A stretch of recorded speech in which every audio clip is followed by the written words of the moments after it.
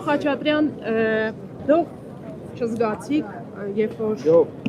2024 թվականին մասնավորապես եկեղեցու բարձրաստիճան ներկայացուցիչը Բագրատ arczepiskopos Գալստանյանը թողնելով տաճարը դուրս եկավ դրանից եւ քաղաքական գործունեություն սկսեց ծավալել ձեր խմբակցության Հայաստան դաշինքի անդամներ պարոն Արթուր Սարգսյանի եւ Կարնիկ Դանիելյանի մասնակցությամբ սրբազան շարժում նախաձեռնեց եւ օրեր շարունակ հիշում եք փողոցները լիքն էին մարդկանցով եւ պահանջում էին աշխարհիկ իշխանության, այսինքն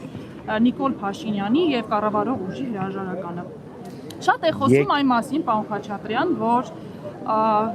եկեղեցին եւ պետությունը անջատ են եւ այս դեպքում եկեղեցին միջամտում է, ներեցեք, պետությունը միջամտում է եկեղեցու ներքին գործերին։ Չեք կարծում, որ առաջին քայլը այդուհանդերձ եկեղեցին է արել, խախտելով սահմանադրական համապատասխան նորմը։ Ոչ, եկեղեցին եւ պետությունը անջատ են, բայց դրանից չի հետևում, որ որևէ անհատ եկեղեցական իրավունք չունի ասական, քաղաքական, քաղաքացիական գործունեություն ծավալել։ Բագրատ Սրբազանը Այո Տավուշի թեմի առաջնորդն էր, բայց Սրբազան շարժման օրերին ինքը պահպանելով arczepiskopos-ի կոչումը ամեն դեպքում եկեղեցական պաշտոն չէր զբաղեցնում։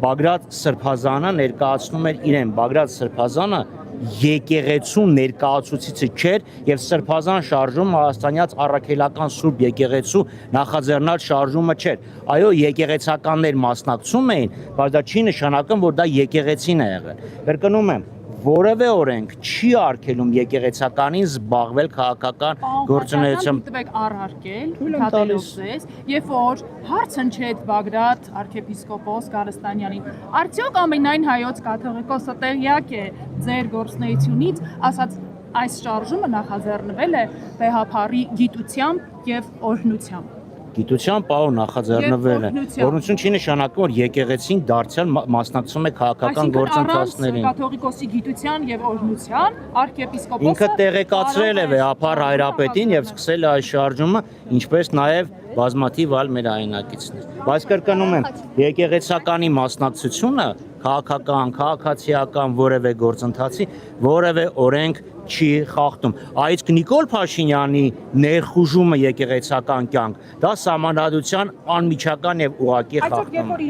Ես խնդրեմ մնացածներն թույլ տանք էլի հնարավորության են։ Խախտված իրավունքը վիճարկվում է